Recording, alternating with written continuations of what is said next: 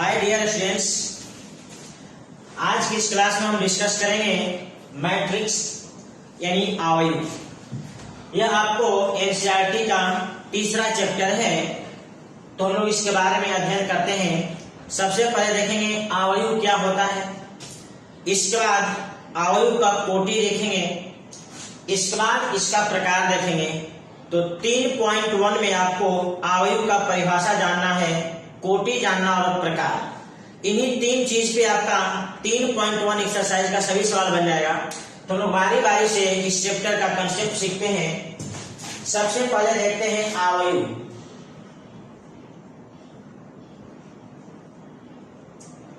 अवयव क्या है?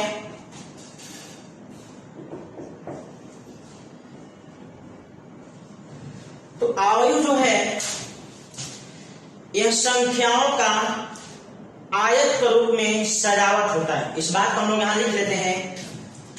यदि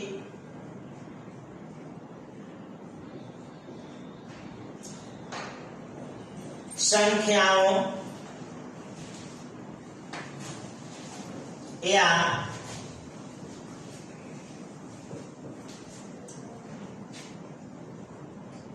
फलनों को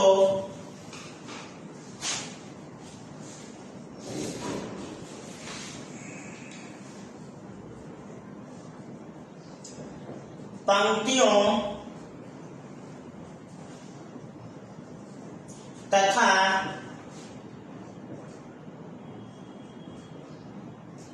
स्तंभों में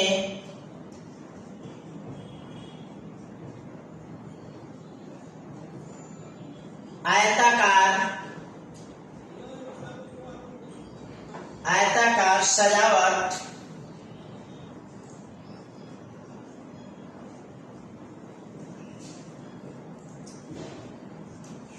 करते हैं तो उसे अवयव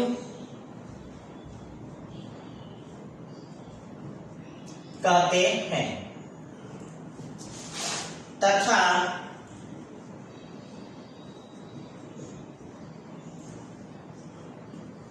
अवयव को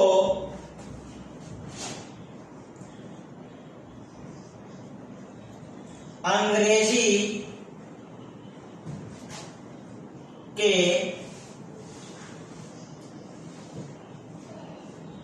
बड़े अक्षर से सूचित किया जाता है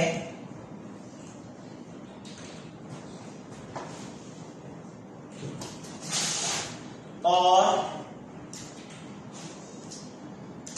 इसके सदस्यों को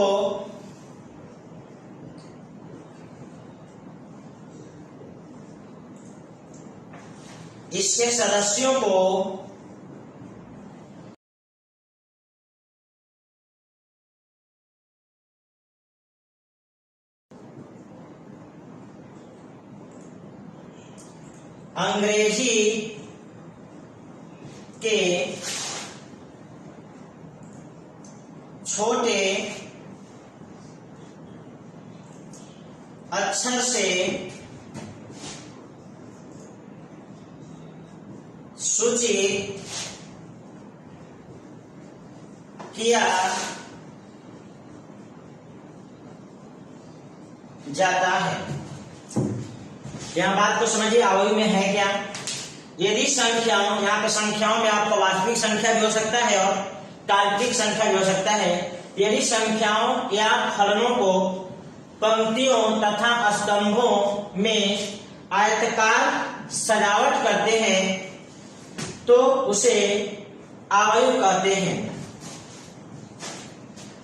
तथा अवयव को अंग्रेजी के बड़े अक्षर से सूचित किया जाता है और अवयव के जो सदस्य होंगे वो आपको अंग्रेजी के छोटे अक्षर से सूचित होंगे। और यहाँ सदस्य किसको कहेंगे? यहाँ जो संख्या और जो फलन है यह अवयव के सदस्य होते हैं। यहां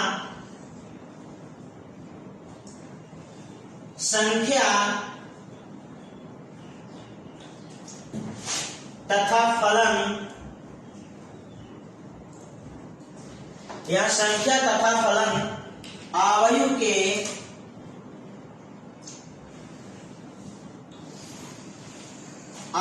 के सदस्य होते हैं। यह संख्या और जो फलन है यह आयु के सदस्य होता है, और सदस्य को हम लोग अंग्रेजी के छोटे अक्षर से सूचित करते हैं तथा आयु को अंग्रेजी के बड़े अक्षर से सूचित किया जाता है। यही बात इसके परिभाषा में लिखा गया। अब इसका एग्जाम्पल देखिए। एग्जाम्पल कैपिटल ए,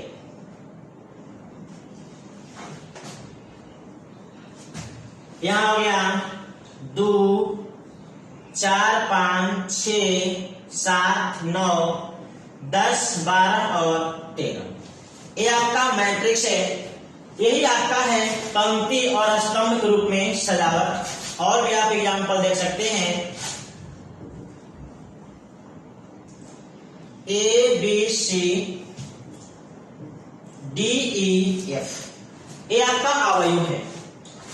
और भी एग्जाम्पल आप देख सकते हैं।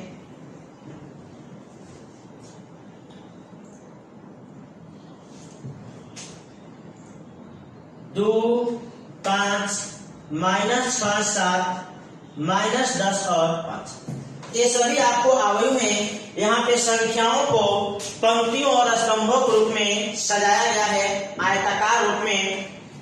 अब देखिए यहाँ पे आयताकार यानी लंबाई चौड़ाई दोनों बराबर होते तो वही आयत आपका वर्ग बन जाता है।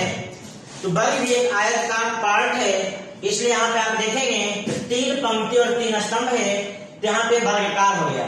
तो वर्ग भी आपको आयत में ही आता है, इसलिए अलग से हमें वर्ग कहने की जरूरत नहीं है यदि हम आयताकार सजावट यहाँ पे कह दिए हैं तो आप इसको नोट करिए।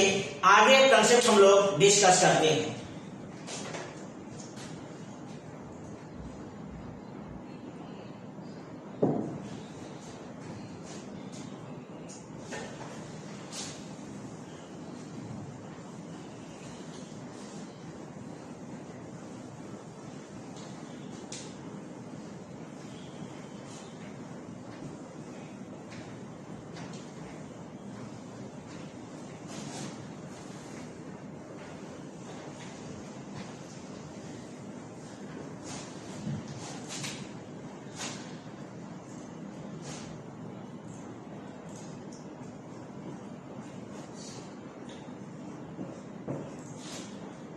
यहां हम लोग समझते हैं आपका अवयव है। इस अवयव में यह जो आपका सदस्य है ये कहलाएगा प्रथम पंक्ति। प्रथम पंक्ति। उसी प्रकार से ये जो है ये आपको कहलाएगा द्वितीय पंक्ति। तो प्रथम पंक्ति का सदस्य है ए, बी और सी। द्वितीय पंक्ति का सदस्य है डी, ई और एफ। उसी प्रकार से यह जो है आपको कहलाएगा प्रथम स्तंभ, और ये जो कहलाएगा आपका द्वितीय स्तंभ। उसी प्रकार से यह जो कहलाएगा आपका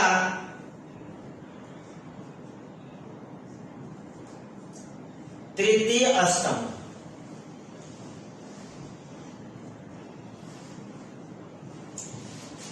यानी अगर आपसे पूछा जाए कि बताइए इस अवयव में पहले स्तंभ का सदस्य कौन कौन है, तो आप कहेंगे ए और डी।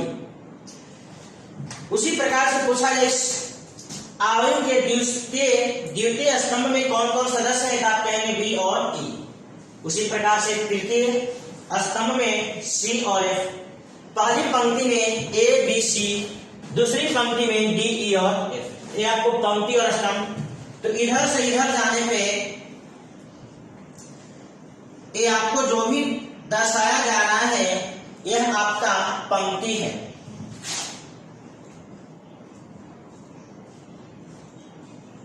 पंक्ति है, इंग्लिश में हम लोग कहते हैं इसको रो। तो इधर से इधर जब संख्याओं को हम लोग काउंट करेंगे आपका एक पंक्ति होगा। उसमें भी आपको ध्यान देना होगा, जो सबसे पहले मिलेगा आपका पंक्ति का पहला सदस्य होगा, दूसरा सदस्य होगा, तीसरा सदस्य होगा, चौथा डॉट डॉट, इस प्रकार से। जैसे अगर यहाँ कहा जाए कि पहला पंक्ति का पहला सदस्य क्या है ए, पहले पंक्ति का दूसरा सदस्य क्या है बी, पहले पंक्ति का तीसरा सदस्य क्या है तो सी। उसी प्रकार से हम लोग स्थान इधर से 1 2 3 4 ऐसे काउंट करते हैं। सेम इसी प्रकार से हम लोग स्तंभ में भी बात करेंगे।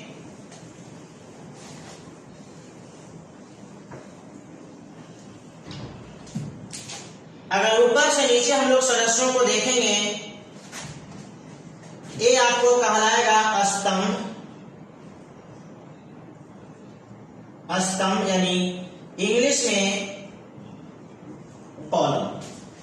अब इसमें भी आपको एक ऊपर से नीचे आने पे आपको कॉलम यानी स्तंभ मिलता है। इसमें भी आपको जो सबसे ऊपर होगा पहला सदस्य, दूसरा सदस्य, तीसरा, चौथा और डॉट डॉट। जैसे अगर यहाँ पे कहा जाए कि पहला जो स्तंभ है इसका पहला सदस्य ए है और डी जो है दूसरा सदस्य है। उसी प्रकार से पूछा जाए द्वितीय स्तंभ का दूसरा सदस्य क्या है तो आपका ई है, पहला सदस्य क्या है तो डी। इस प्रकार से हम लोग सदस्यों का स्थान तथा पंक्ति और स्तंभ को डिसाइड करते हैं। आप इसे नोट करिए, इसके बाद का कंसेप्ट हम इसके बाद डिस्कस करते हैं।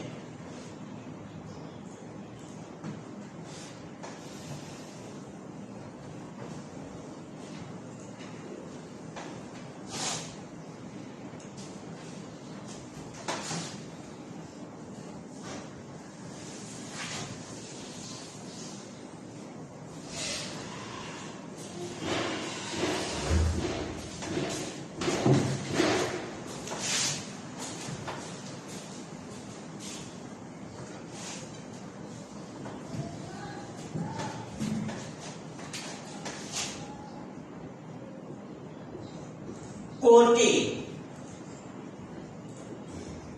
यानी ऑर्डर। यदि आप हम लोग देखेंगे आयु का कोटि क्या होता है तो लिखिए किसी आयु में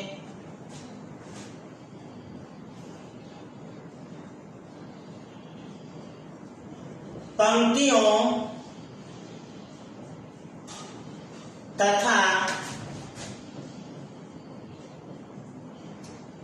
स्तंभों के संख्या को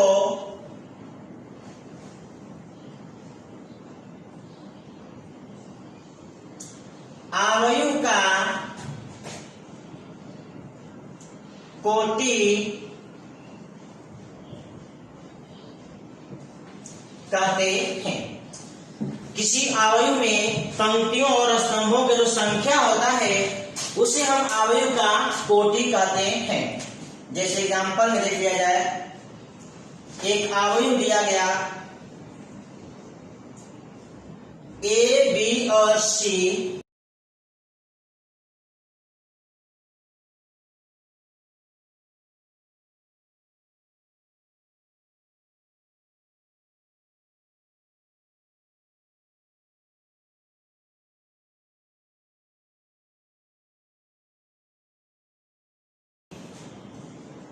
डी, ई और एफ एक आयु। इस आयु में हमें देखना होगा कि कितना पंक्ति है और कितना स्तंभ है। तो आपको अभी बताए थे कि पंक्ति को हम लोग क्षैतिज में देखते हैं और स्तंभ को ऊर्ध्वाधर देखते हैं। इसमें आपका पहला पंक्ति हो गया, ये आपका दूसरा पंक्ति हो गया, ये पहला पंक्ति ये दूसरा पंक्ति। इस आयु में दो पंक्ति है, पहला और दूसरा। उसी प्रकार से आयु में स्तंभ काउंट करिए तो पहला स्तंभ यानी पहला कॉलम ए आपका कहलाएगा दूसरा और ए आपको कहलाएगा तीसरा। मतलब यहां से स्पष्ट हुआ इस आयु में 2 पंक्ति है तथा 3 स्तंभ है, तो हम कहेंगे आयु ए का कोटि, आयु ए का कोटि बराबर लिखेंगे 2 गुणे 3। अब देखिए यहाँ जो गुणा है एक प्रकार से सिंबल है, आप इसका मैथ के अनुसार रिजल्ट नहीं निकालेंगे। अगर मैथ के अनुसार सोचेंगे तो इसका रिजल्ट हो जाएगा 6। यदि आप 6 लिख देंगे तो आयु का कोटि स्पष्ट नहीं होगा, इसलिए आयु का कोटि हमें इसी प्रकार से देना होगा जहां पे जो पहला संख्या है यह आपको पंक्ति का संख्या बताता है और जो दूसरा है वह स्तंभ का संख्या बताता है। तो इस प्रकार से हमारा हो गया इस आयु का कोटि 2 गुणे 3। दूसरा एग्जाम्पल देखिए, एक आयु बी है A B C D E F G H और आई। अब इसमें हमें देखना होगा कितना पंक्ति और कितना स्तंभ है, काउंट करिए। ये आपका हो गया पहला पंक्ति, ये हो गया आपका दूसरा पंक्ति और तीसरा पंक्ति। मतलब इस आयु में 3 पंक्ति है, इस आयु में 3 पंक्ति है। उसी प्रकार से स्तंभ काउंट करिए तो पहला स्तंभ ये आपको हो गया दूसरा स्तंभ और ये हो गया आपका तीसरा स्तंभ। मतलब इस आयु में 3 पंक्ति और 3 स्तंभ है। यहाँ पे पंक्ति और स्तंभ का संख्या बराबर है, कोई दिक्कत नहीं है। हम लोग लिखेंगे आयु बी का कोटि बराबर में लिखेंगे 3 गुणे 3। यहाँ पे हमेशा जो पहले होता है पंक्ति का संख्या और बाद में होता है स्तंभ का संख्या। यहाँ आप हमेशा लिख लीजिए पंक्ति का संख्या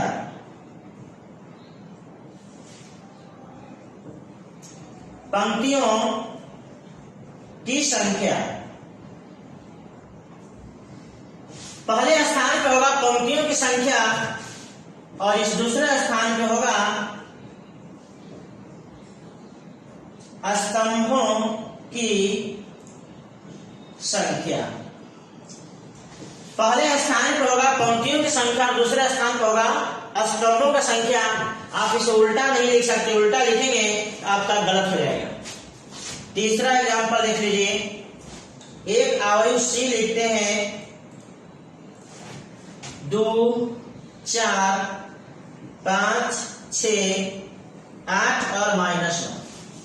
आप इसमें देख लीजिए कितना पंक्ति है। इसमें गौर से देखेंगे तो पहला पंक्ति, दूसरा, तीसरा, तो 3 पंक्ति हो गया। स्तंभ पहला स्तंभ, दूसरा स्तंभ। आप लिखेंगे आयु सी का कोटि, आयु सी का कोटि बराबर 2 गुणे 3। तो आपको हमेशा इसी सिंबल के रूप में लिखना होगा। यदि आप इसको इसमें 3 गुणे 2, क्योंकि जो पहले होता है पंक्ति का संख्या, पंक्ति का संख्या 3 है तथा स्तंभ का संख्या 2 है, इसलिए सबसे पहले पंक्ति का संख्या लिखेंगे और बाद में स्तंभ का संख्या। आयु सी का जो कोटि हो गया आपका 3 गुणे 2 हो गया। यदि आप पहला और तीसरा एग्जाम्पल को देखते हैं और गुणा करके रिजल्ट इसका लिख देंगे 6, तो इसका भी रिजल्ट आएगा 6। यदि आप इसका रिजल्ट 6 लिख देंगे तो 6 से आपको पता नहीं चल पाएगा उस आयु में कितने पंक्ति है और कितने स्तंभ है। इसलिए हमेशा कोटि को इसी रूप में आपको बताना होगा ताकि पता चल सके कि जो पहला संख्या है वो पंक्ति का है तो कितना पंक्ति है, और इसका दूसरा संख्या सूचित करता है स्तंभ को, तो पता चल सके इसमें कितने स्तंभ हैं। इस बात को आप लोग नोट करिए, आगे कंसेप्ट हम लोग डिस्कस करते हैं।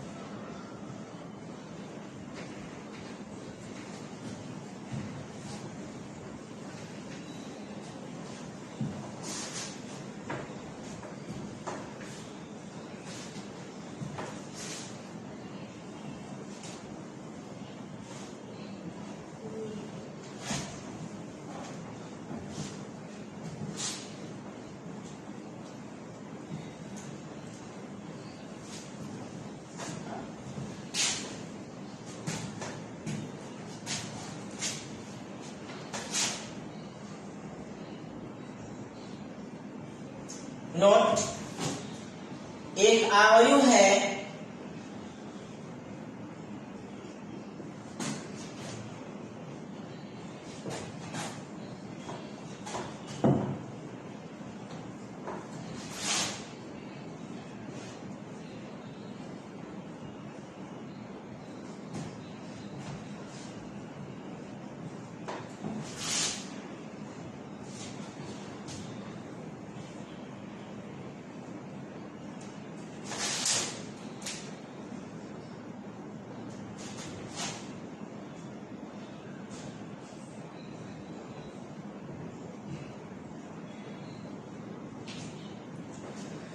यहां देख लीजिए एक अवयव लिखा गया।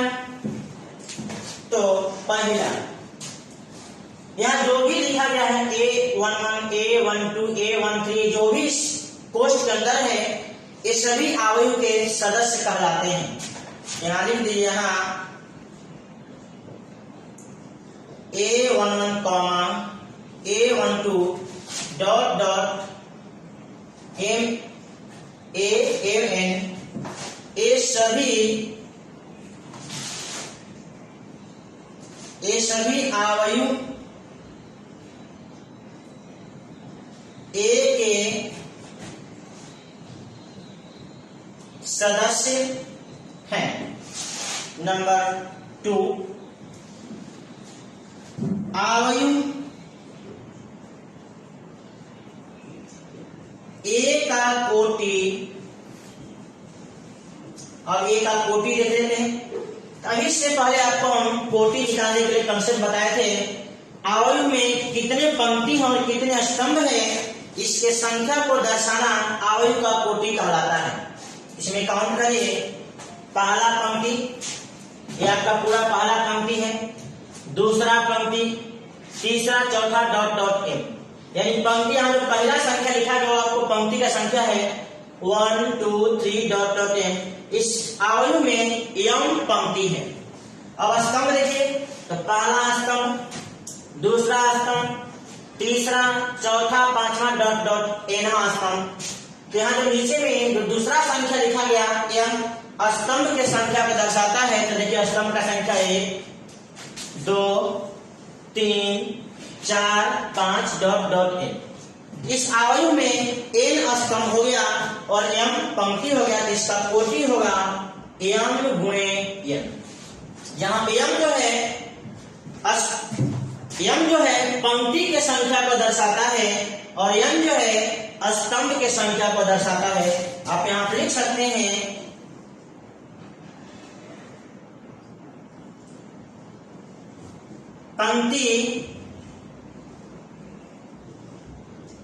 पंक्तियों की संख्या, पंक्तियों की संख्या, और यहां जो यन है स्तंभों की संख्या। ये हमेशा इसी ऑर्डर में होना चाहिए, पहले पंक्ति और बाद में स्तंभ होना चाहिए। तीसरा नोट, अवयव ए में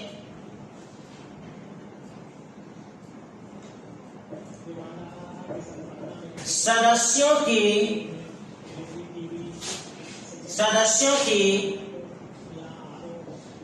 कुल संख्या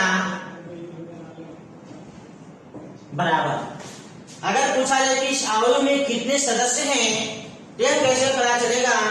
यहाँ जो कोटि आप लिखे इसके रिजल्ट को लिख लीजिए। जब इसके रिजल्ट को लिख देंगे तो आपका सदस्यों का संख्या पता चल जाएगा। तो सदस्यों का संख्या होगा एम इंटू एन। अब यहाँ पे इसका जो रिजल्ट होगा आप उसका रिजल्ट निकाल देंगे तो आपको उसमें सदस्यों का संख्या मिल जाएगा। नंबर 4, अवयव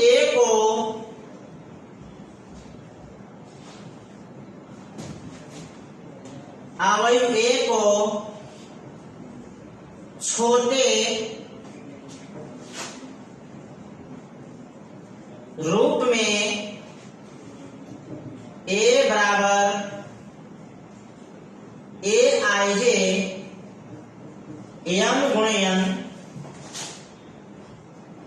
से लिखा जा सकता है। अवयव ए को छोटे रूप में हम लोग इस प्रकार से लिख सकते हैं, यहाँ पे m जो है I से रिलेटेड है और m जो है j, यहाँ पे लिखेंगे यहाँ I कमान 1 से लेकर के m तक तथा j का जो मान है x 1 से लेकर के n तक होगा। इस प्रकार से हम देखें कि यहाँ जो भी लिखा गया आपको अवयव का सदस्य है, इसका कोटि क्या होगा, तो पंक्तियों की संख्या और स्तंभों की संख्या को दर्शाना इसका कोटि है, यानी m और n इसका कोटि है। इस अवयव में सदस्य कितने हैं, इस कोटि का जो संख्या लिखा है इसको गुणा करके लिख दो, ये आपका सदस्य का संख्या बता देगा। तथा अवयव ए को छोटे रूप में इस प्रकार से लिखा जा सकता है। इसे नोट करिए, आगे का नोट हम इसे मिटा करके बताते हैं।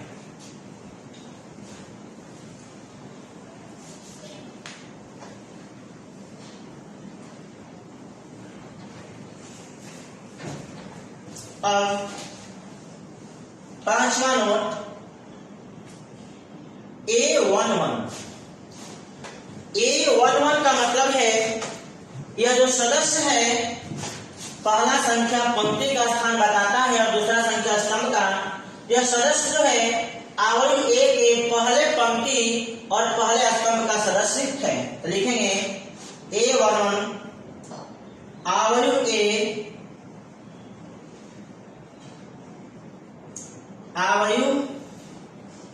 ए के पहले पंक्ति तथा पहले स्तंभ का सदस्य।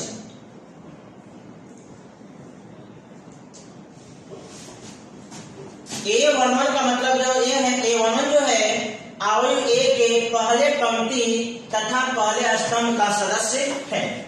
इसी प्रकार से लिख दिया जाए 2 3। A23 का मतलब हुआ ये जो एक सदस्य है दूसरे पंक्ति और तीसरे स्तंभ का सदस्य है। अवयव ए के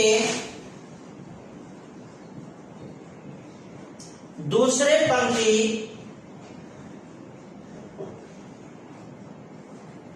तथा तीसरे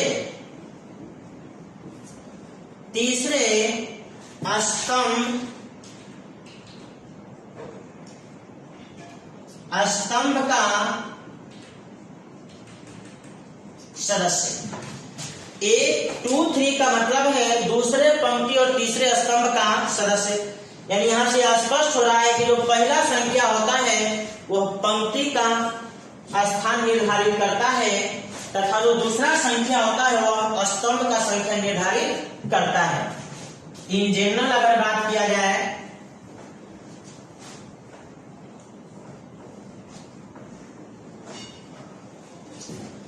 तो हम लोग कहेंगे AIJ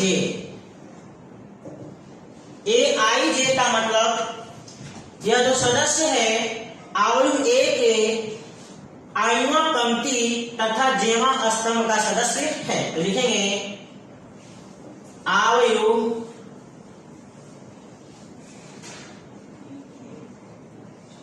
ए के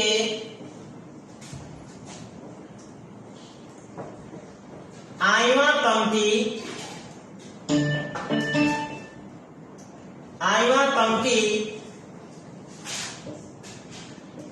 तथा जेवा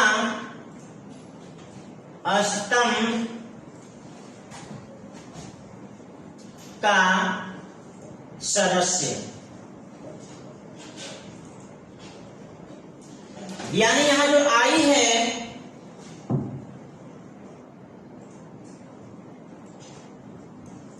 पंक्ति का स्थान है,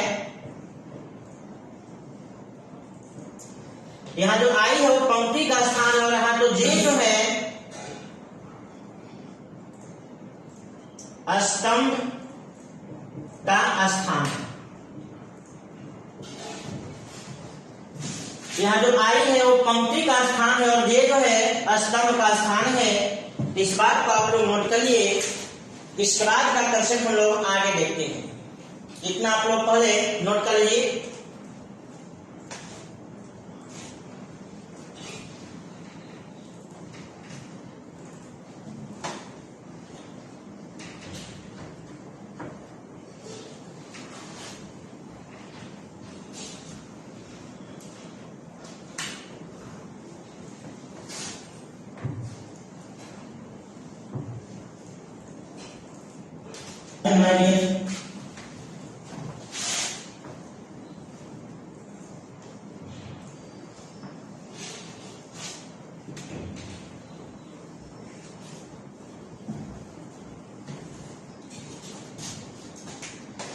अब इसके बाद हम लोग देखते हैं अवयव के प्रकार।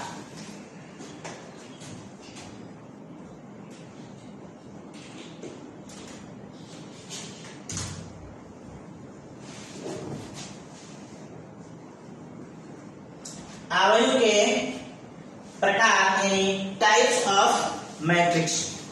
तो देखिए पहला प्रकार स्तंभ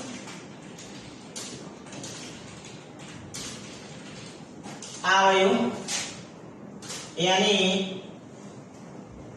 कॉलम मैट्रिक्स। स्तंभ अवयव मतलब कॉलम मैट्रिक्स। इसके बारे में हम लोग देखते हैं तो लिखेंगे यदि किसी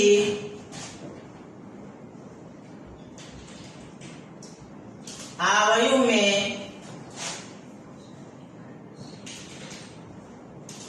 केवल एक ही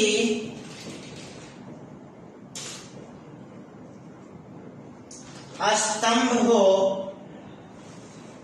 तो उस अवयव को स्तंभ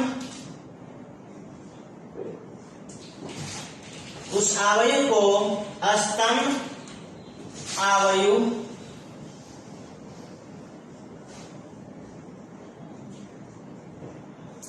कहते हैं।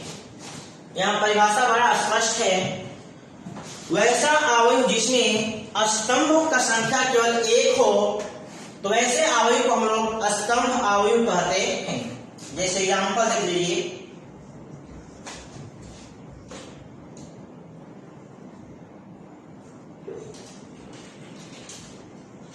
देख लीजिए इस अवयव में केवल एक ही स्तंभ है।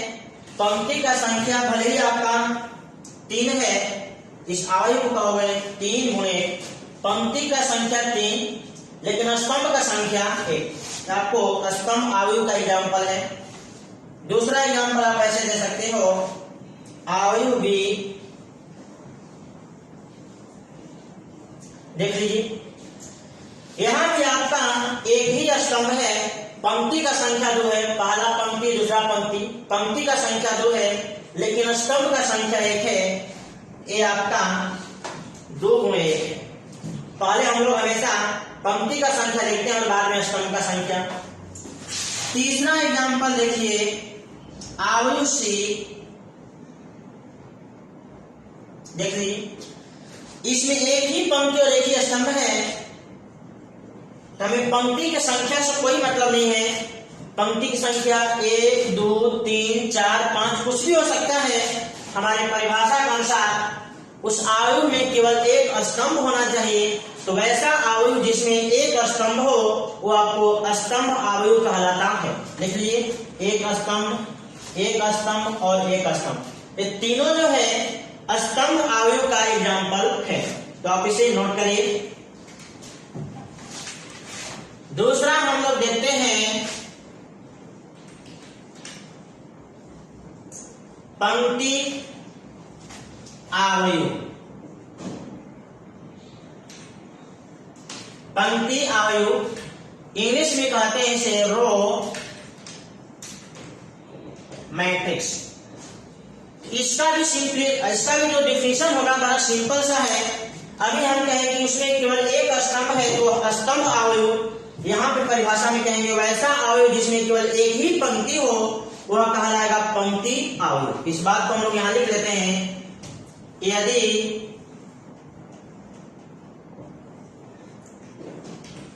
किसी अवयव में केवल एक ही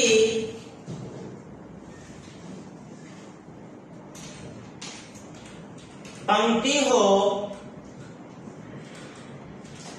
तो उसे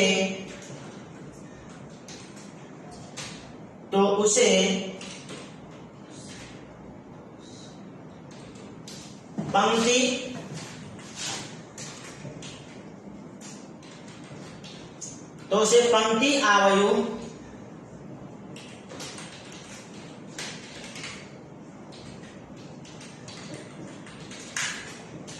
कहते हैं। एग्जाम्पल की बात करिए,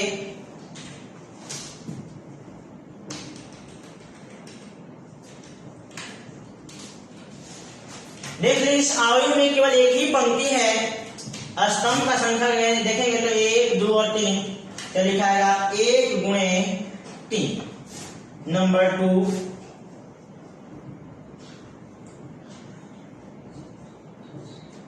इस अवयव में देखिए एक पंक्ति है, स्तंभ का संख्या 2 है। और तीसरे एग्जांपल में देखते हैं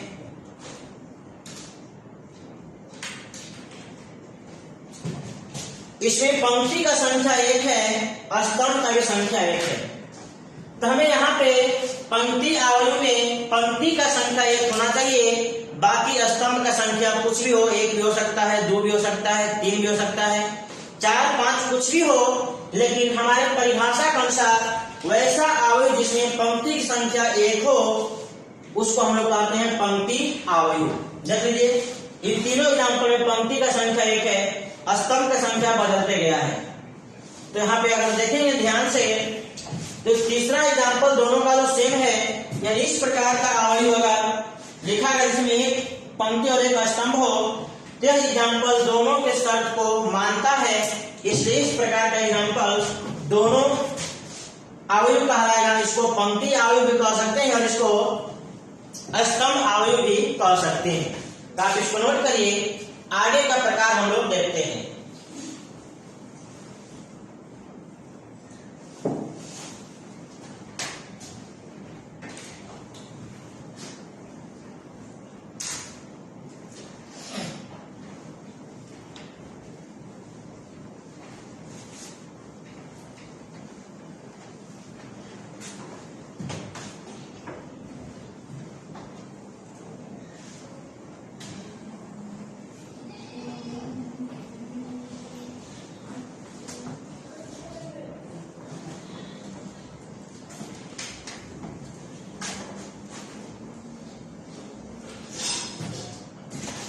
नंबर 3,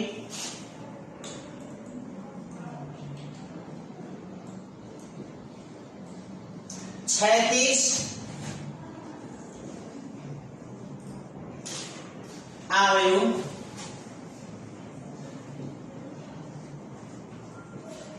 हॉरिजॉन्टल मैट्रिक्स। इसके परिभाषा को देखते हैं तो देखिए वैसा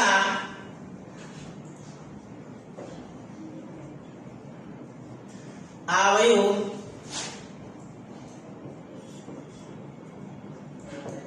जिसमें पंक्तियों की संख्या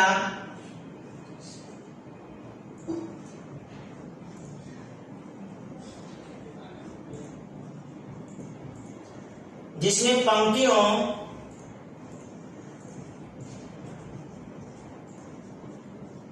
की संख्या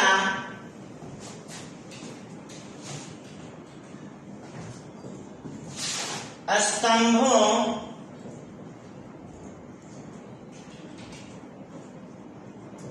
की संख्या से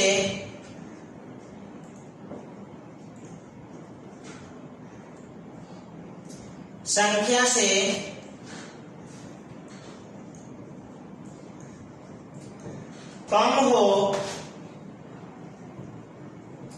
उसे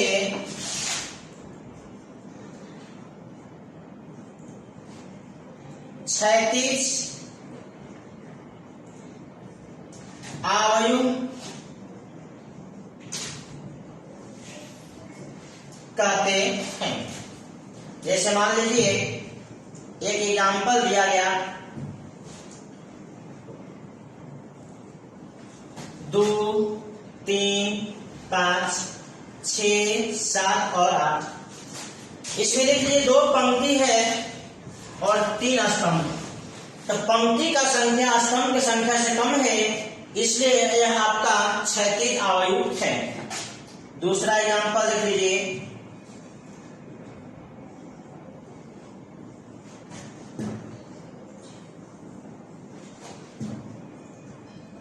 यहां भी देख लीजिए पंक्ति का संख्या स्तंभ की संख्या से कम है, इसलिए आपका क्षैतिज आयु है।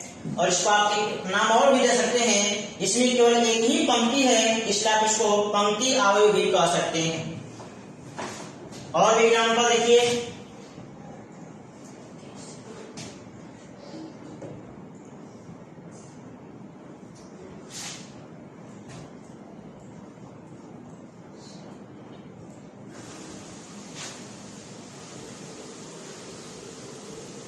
यहां देख लीजिए 2 पंक्ति है और 4 स्तंभ है। तो पंक्ति का संख्या स्तंभ की संख्या से कम है, इसलिए यह जो आयु होगा यह क्षैतिज आयु होगा। इसमें आप एक नोट देख लीजिए, एक आयु लिखा गया IJ m गुणे m। यह एक क्षैतिज आयु हो सकता है जब स्तंभ का संख्या यानी पंक्ति का संख्या स्तंभ की संख्या से कम हो। तो लिखोगे एक क्षैतिज आयु होगा यदि m छोटा है n से। यदि m छोटा है n से यह एक क्षैतिज आयु होगा, लेकिन अगर बड़ा या बराबर होगा फिर क्षैतिज आयु नहीं होगा। इसका शर्त है कि पंक्ति का संख्या स्तंभ की संख्या से कम होगा, उस आयु को हम लोग कहेंगे क्षैतिज आयु। तो आप इसको नोट कर लीजिए, यह तीसरा प्रकार है।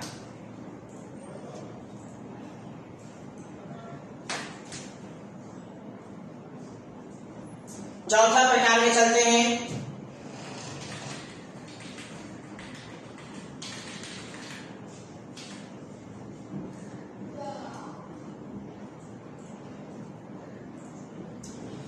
ऊर्ध्वाधर आयु, यानी इसको इंग्लिश में कहते हैं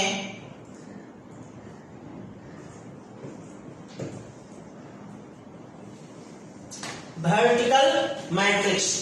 इसका परिभाषा जस्ट इसके उल्टा हो जाएगा। तो कहेंगे वैसा आयु जिसमें पंक्तियों की संख्या स्तंभों की संख्या से अधिक हो,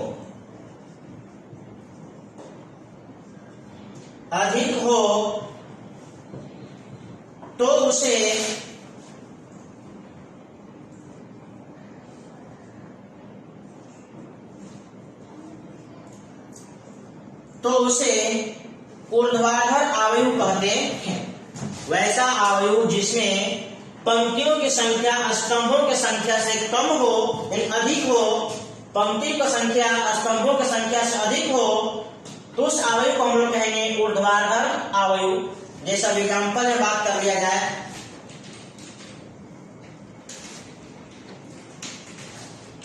तो मैट्रिक्स ए 2 4 5 6 9 और 7, इसमें 3 पंक्ति और 2 स्तंभ है। तो पंक्तियों का संख्या स्तंभों की संख्या से अधिक है, इसलिए आपका ऊर्ध्वाधर है। और भी एग्जाम्पल दे सकते हो,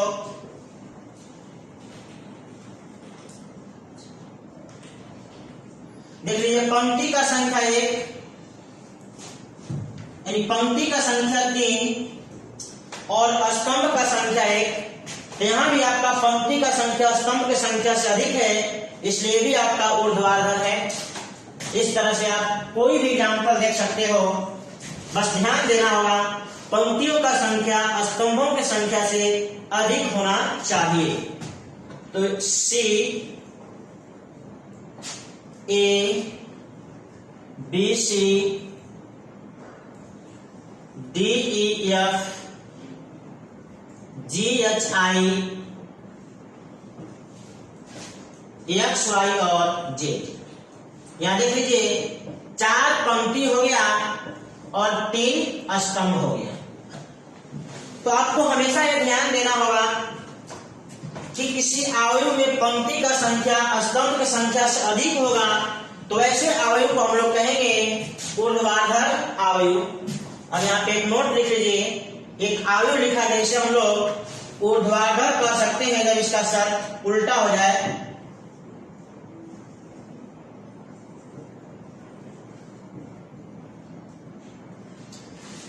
एक अवयव को ऊर्ध्वाधर अवयव कहते हैं या कहेंगे या होगा यदि पंक्ति का संख्या स्तंभ की संख्या से ज्यादा हो। तो आप इसे नोट कर लीजिए, ये आपका चौथा प्रकार है।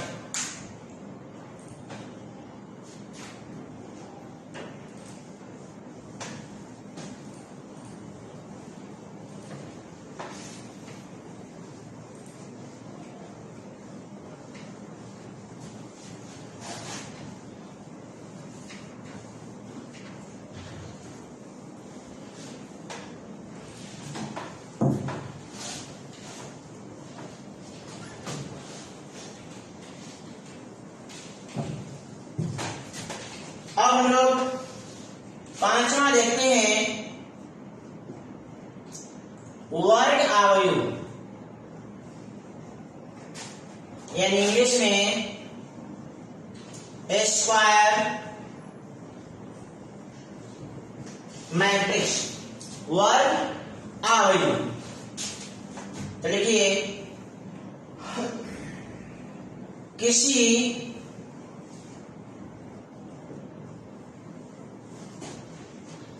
अवयव ए बराबर ए आई जे एम गुणे एन को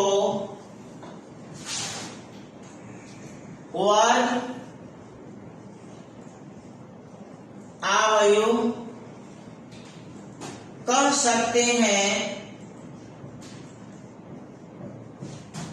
यदि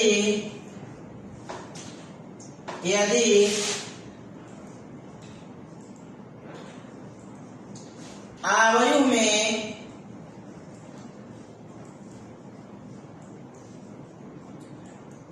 पंक्तियों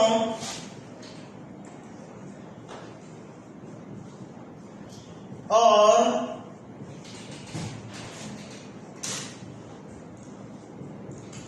स्तंभों का संख्या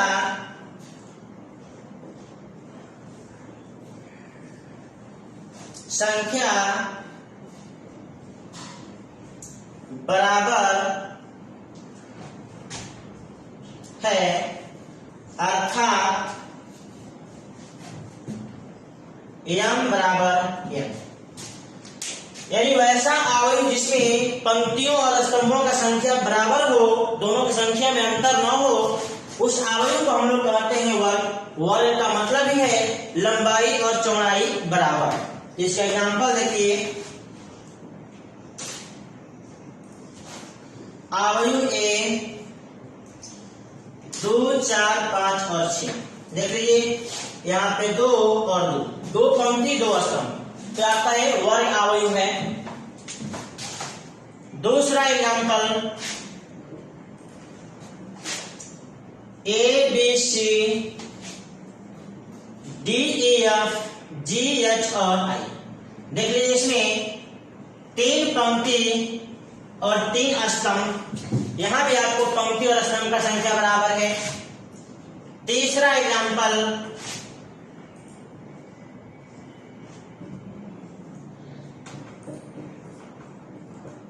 देख लीजिए यहां भी आपका पंक्ति और स्तंभ का संख्या बराबर है, इसलिए जब जब किसी अवयव में पंक्ति और स्तंभ का संख्या बराबर होगा उस अवयव को हम लोग कहेंगे वर्ग अवयव। इस नोट देख लीजिए आपका पॉजिटिव होता है, 1 गुणन 1 वर्ग अवयव होगा, एक वर्ग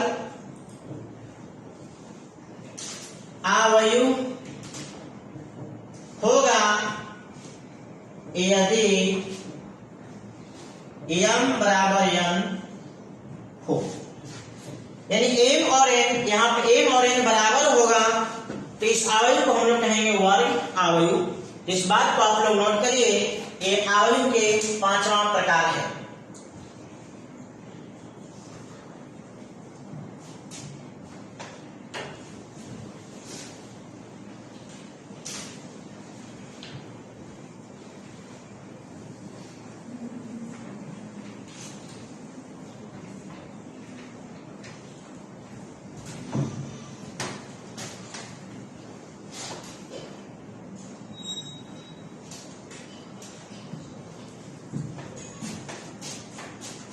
अब 6वां प्रकार देखते हैं, विकर्ण अवयव। 6वां प्रकार है आपका विकर्ण अवयव। देख लीजिए क्या है इसमें,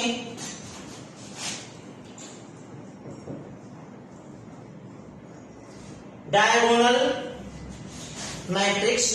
लिखिए किसी वर्ग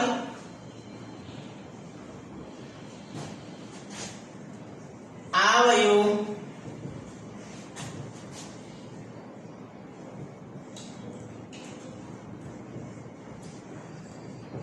ए बराबर ए आएगा n गुणे n, यहाँ पे वर्ग इसलिए आपको रो और कॉलम बराबर हो गया, को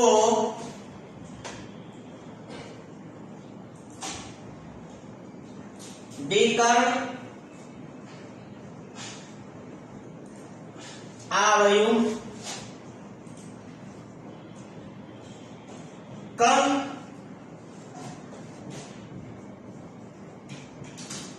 सकते हैं यदि अवयव में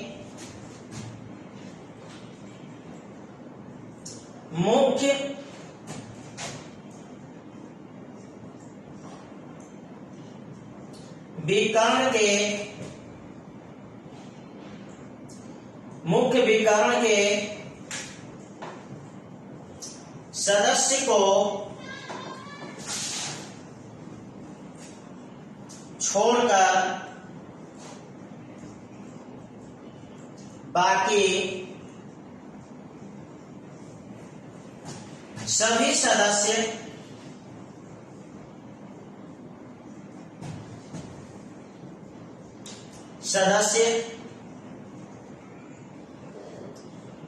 शून्य हो,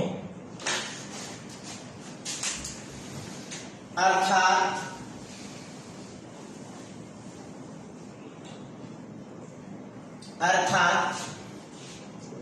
Aij will be 0, for all I not equal to J। यहाँ देखिए क्या लिखा गया, एक वर्ग अवयव को हम लोग विकर्ण अवयव कह सकते हैं यदि अवयव में मुख्य विकर्ण को छोड़कर बाकी सभी सदस्यों का मान शून्य हो, अर्थात आपका ये मैथमेटिकल शर्त है।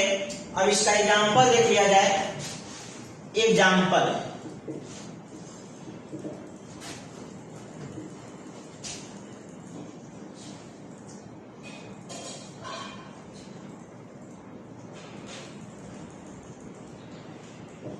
देख लीजिए, यह एक वर्ग अवयव है।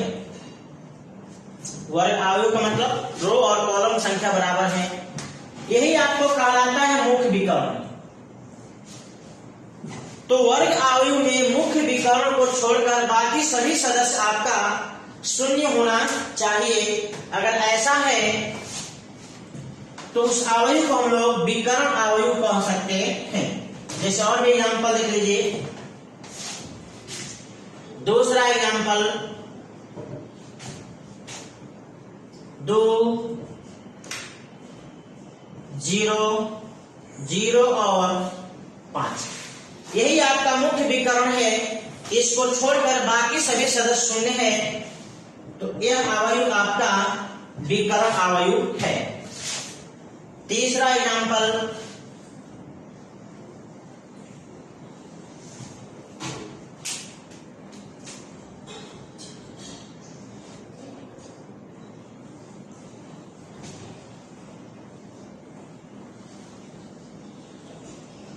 देखिए यही आपका मुख्य विकर्ण है।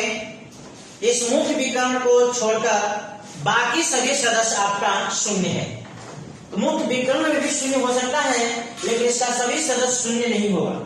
कुछ न कुछ इसमें सदस्य ऐसा होगा जो शून्य के अलावा कुछ डिफरेंट वैल्यू हो। तो यहाँ भी आपका तीनों जो एग्जाम्पल दिया गया है, ये तीनों आपका विकर्ण अवयव का है।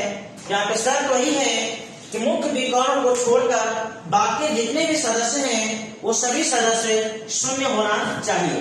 तो आप इस नोट कर लीजिए, ये आपका छठा प्रकार है।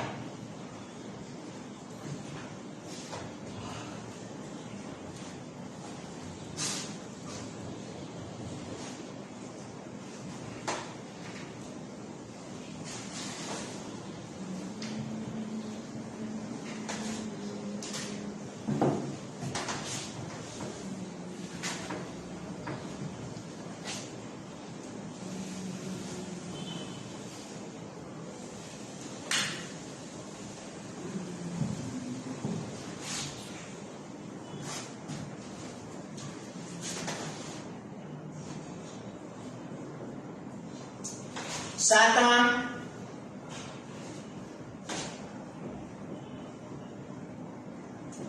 अदिश अवयव, इंग्लिश में कहते हैं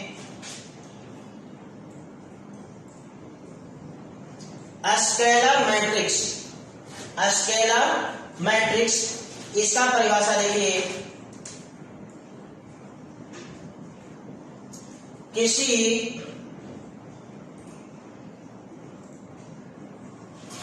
विकर्ण अवयव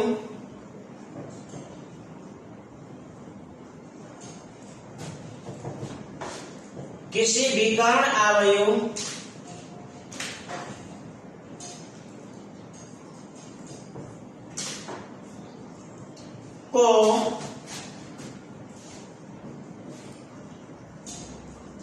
अदिश अवयव कह सकते हैं यदि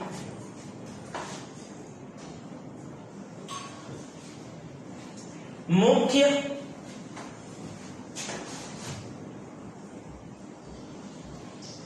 विकर्ण के सभी सदस्य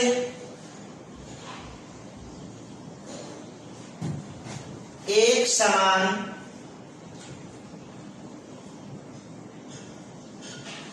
है, अर्थात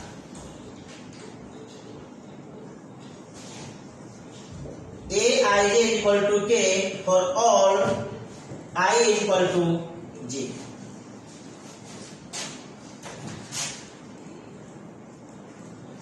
यहाँ यही कहा गया कि जो विकर्ण अवयव है उसे हम लोग अदिश अवयव कह सकते हैं यदि मुख्य विकर्ण के सभी सदस्य जो हैं वो आपको एक बराबर हो, उसके सभी वैल्यू का मान एक जैसा हो, उसके मान में कोई अंतर न हो। जैसे एग्जांपल देख लीजिए,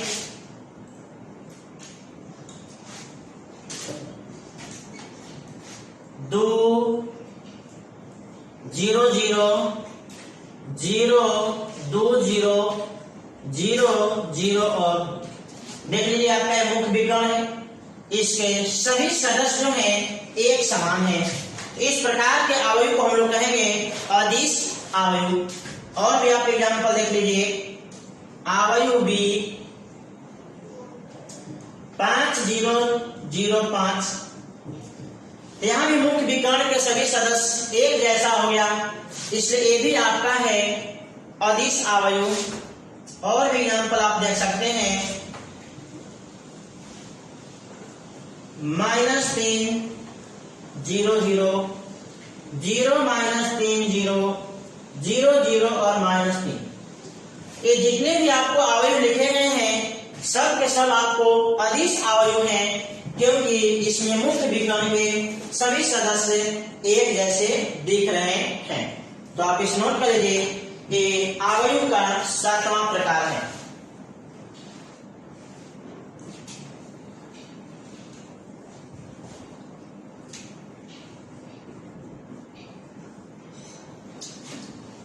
अब हम लोग अवयव का 8वां प्रकार देखते हैं।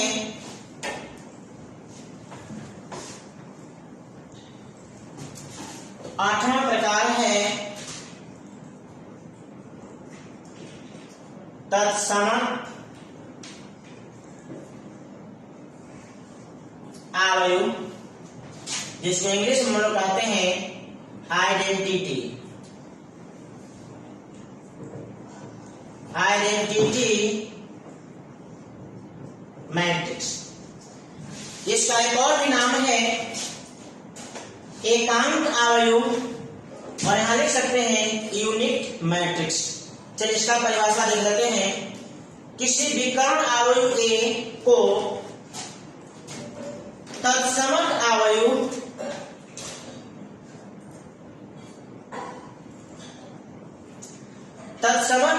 कह सकते हैं यदि मुख्य विकर्ण के सभी सदस्य का मान एक मतलब 1 हो।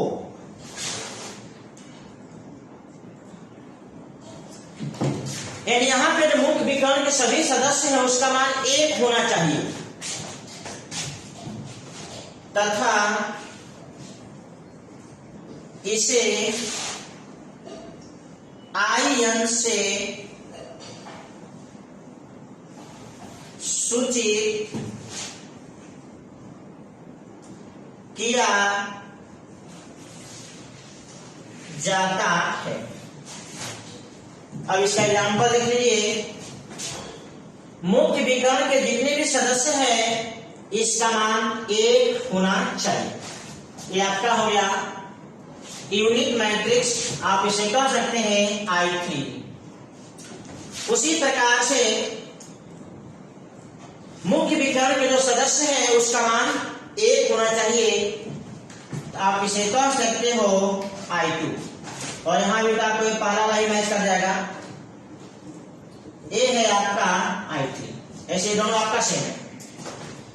तो ऐसा विकर्ण अवयव जिसमें मुख्य विकर्ण के सभी सदस्यों का मान अगर 1 रख दिया जाए तो उसे हम लोग कहते हैं तत्समक अवयव। तो आप इसे नोट कर लीजिए। अवयव का अगला प्रकार हम लोग देखते हैं।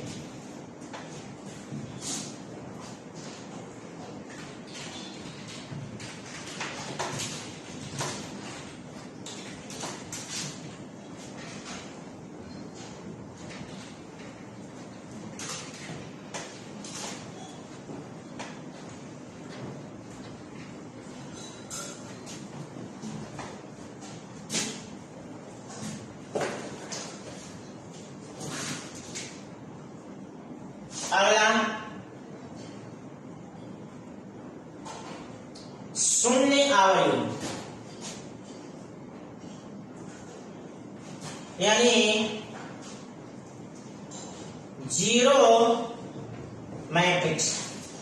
इसके नाम से इसका काम पता है, वैसा मैट्रिक्स जिसके सभी सदस्य शून्य हो। तो आप लिखेंगे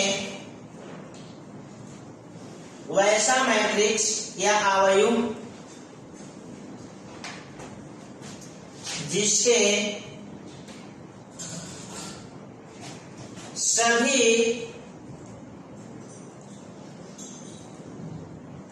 सदस्य शून्य हो,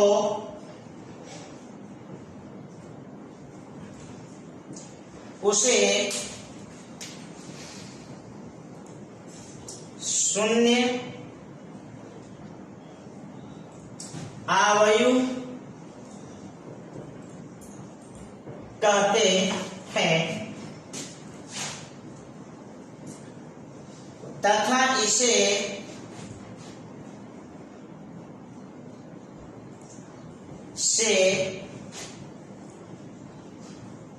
सूचित किया जाता है। एग्जाम्पल देखिए तो बहुत ही आसान सा बात है। इसके सभी सदस्य शून्य होना चाहिए। और भी एग्जाम्पल देख सकते हैं, 0 0 0। तो ऐसा अवयव जिसके सभी सदस्य शून्य हो वह आपको शून्य अवयव कहलाता है। ये है आपका अवयव का 9वां प्रकार। इसे आप नोट कर लीजिए।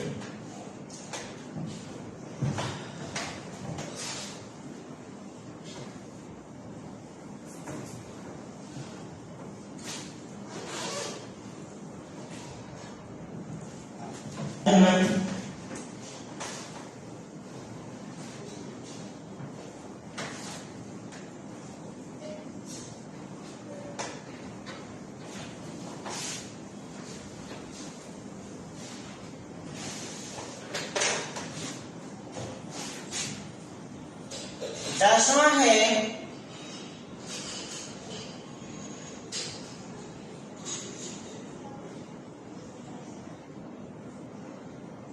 त्रिभुजीय अवयव।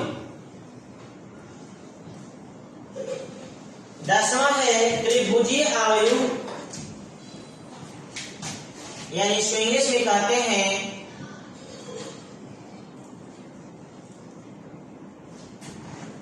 Triangular matrix. ट्रायंगुलर मैट्रिक्स तो देखिए, किसी वर्ग अवयव के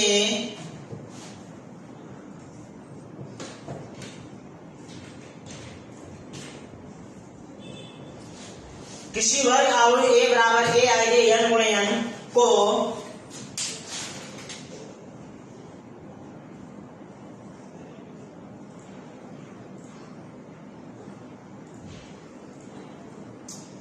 त्रिभुजीय अवयव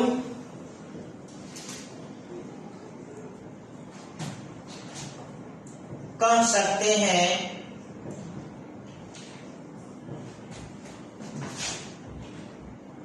यदि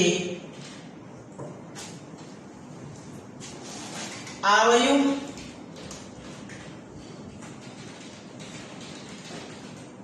के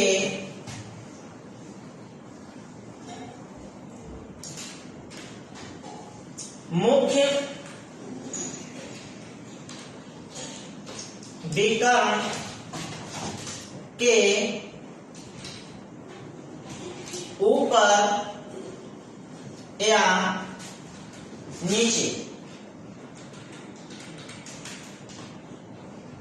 नीचे का सभी सदस्य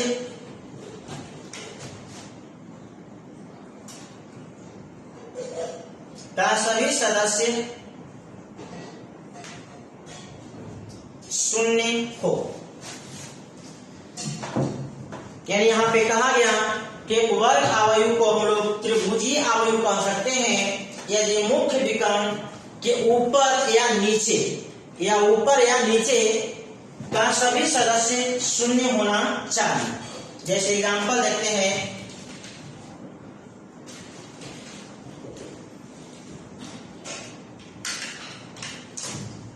ABC 0DE 00। देख लीजिए, ये आपका मुख्य विकर्ण है, इसके नीचे के सभी सदस्य शून्य है।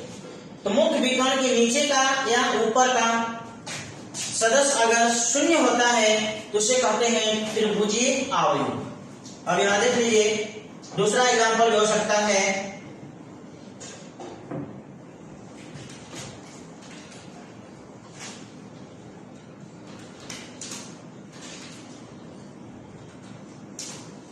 देख लीजिए यहाँ पे यह मुख्य विकर्ण है, अभी ऊपर के सभी सदस्य शून्य हैं। तो मुख्य विकर्ण के ऊपर का या नीचे का अगर किसी एक तरफ का सभी सदस्य शून्य है तो ऐसे अवयव को हम लोग कहेंगे त्रिभुजीय अवयव, मतलब ट्रायंगुलर मैट्रिक्स। अब इसमें नीचे का शून्य होगा तो उसका अलग नाम होगा, और ऊपर का जब शून्य होगा तो उसका अलग नाम होगा। तो यहाँ पे त्रिभुजीय अवयव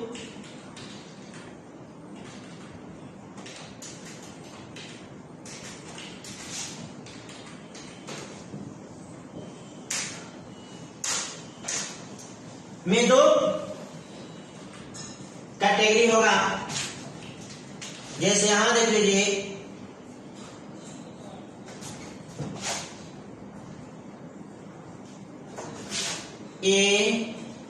ABC 0DE 00 और F, और इधर होगा A00 BC 0 और DE और F।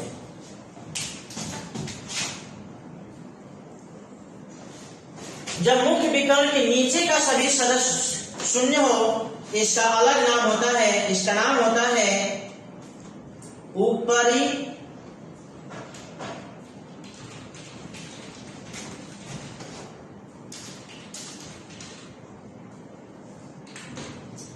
त्रिभुजीय अवयव। और जब ऊपर का सदस्य शून्य होता है इसको कहते हैं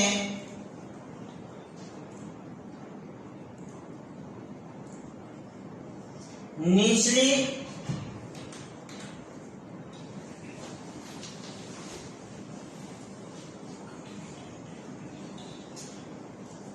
त्रिभुजीय अवयव।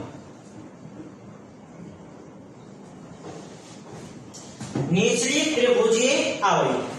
अब इनका शर्त भी देख सकते हैं, यदि यह अवयव इस प्रकार से है, ए वर्ग तो होगा ही, इसमें होगा AIJ शून्य comma for all I less than J। जब जब आपका I का मान J से छोटा होगा तब तब आपको यहाँ पे शून्य होना चाहिए, यानी I ग्रेटर देन J। यानी जब जब आपको पंक्ति का संख्या स्तंभ की संख्या से ज्यादा होगा तब तब वह सदस्य शून्य होना चाहिए। जैसे याद लीजिए 2 1, इसका स्थान है 2 1, तो पंक्ति का संख्या ज्यादा है, स्तंभ का संख्या कम है, इसलिए वह सदस्य शून्य होना चाहिए। और इसके लिए शर्त होगा AIJ शून्य comma for all I less than J। ये आपका गणितीय परिभाषा हो गया जो अक्सर ऑब्जेक्टिव में पूछता है। तो यहाँ समझ लीजिए, ऊपरी त्रिभुजीय और नीचे त्रिभुजीय।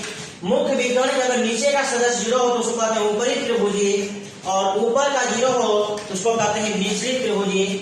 इसको इंग्लिश में कहते हैं अपर ट्रायंगुलर मैट्रिक्स और इसको कहते हैं लोअर ट्रायंगुलर मैट्रिक्स। तो आप इसको नोट कर लीजिए, ए है आपका त्रिभुज का प्रकार।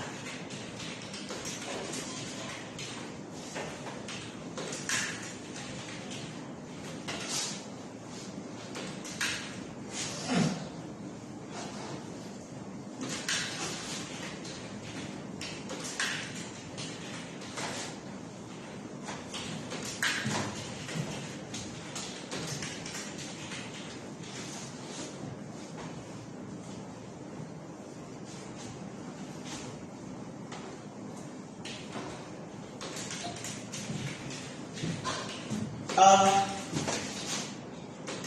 दो आव्यूह की समानता, इक्वालिटी ऑफ टू मैट्रिक्स। लिखिए, दो आव्यूह ए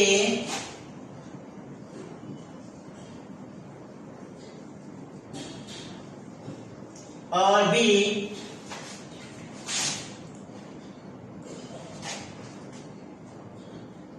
एक समान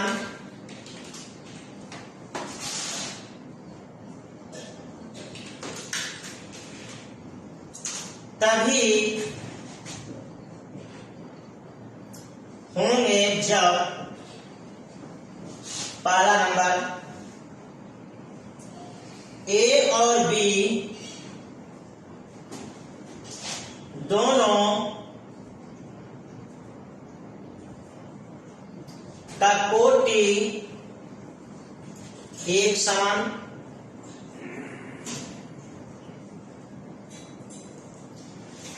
ए और बी दोनों का कोटि एक समान तथा इसमें दूसरा भी शर्त होगा, ए और बी के सभी संगत सदस्य बराबर। यानी ए और बी दोनों के सभी संगत सदस्य आपको बराबर होना चाहिए। आपका दो शर्त है, यदि दो शर्त होगा दो अवयव ए और बी को हम लोग समान अवयव कह सकते हैं।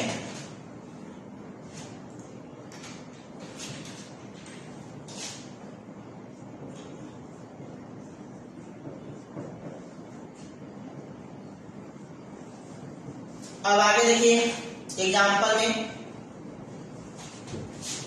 ए बराबर A11 A12 21 22 और अवयव बी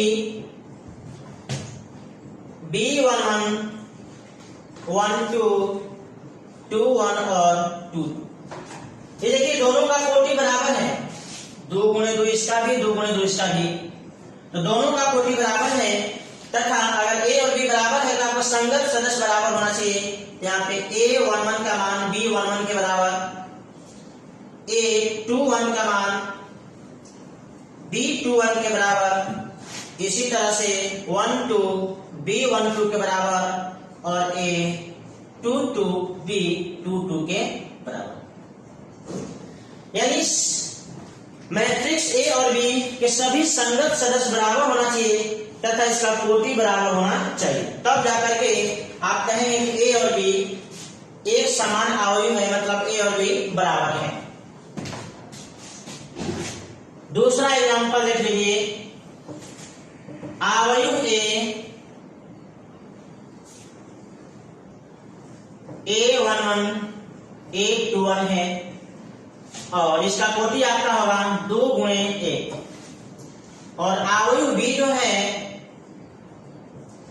B11 और B12 है, इसका कोटि है 1 गुणे 2। आपको ए और बी बराबर हो ही नहीं सकता क्योंकि इसका पहला ही शर्त गलत हो गया। पहला शर्त है कि ए और बी दोनों का कोटि एक समान होना चाहिए तथा सभी संगत सदस्य बराबर होना चाहिए। तो इस प्रकार से दो अवयवों का समानता हम लोग तभी देख पाते हैं इसमें दो शर्त होना चाहिए। सबसे पहले तो आपको दोनों कोटि का ऑर्डर बराबर होना चाहिए, और जब ऑर्डर बराबर है तो अगला स्टेप में एक जगह के सदस्य आपस में बराबर होना चाहिए। जैसे इसका पहला रो पहला कॉलम, इसका पहला रो पहला कॉलम बराबर होना चाहिए। तो आप इसको नोट कर लीजिए। इस पे हम लोग बहुत सारा सवाल देखेंगे। सबसे पहले इसको आप नोट करिए।